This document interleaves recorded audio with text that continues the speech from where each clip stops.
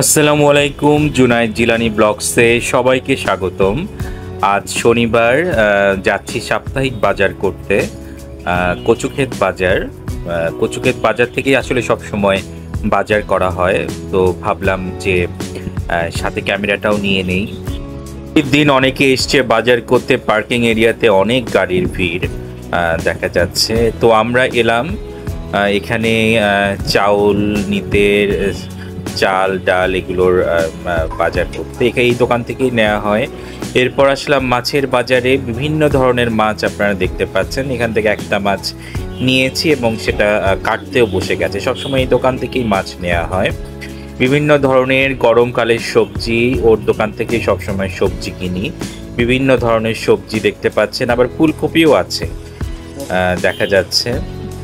তো এখানে ভালোই লাগে, এত সবজি একসাথে দেখতে খুব ভালো লাগে। সবজির বাজার, ফ্রেশ সবজি। এরপর আসলাম যে আলু পেঁয়াজ আদা রসুন নিতে। এখান থেকে সবসময় নিয়ে থাকি।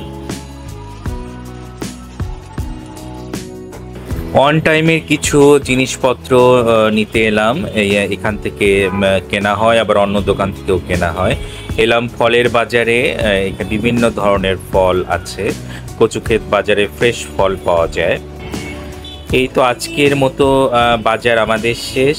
এখন সব গাড়িতে নিয়ে নিচ্ছি বাজারগুলো।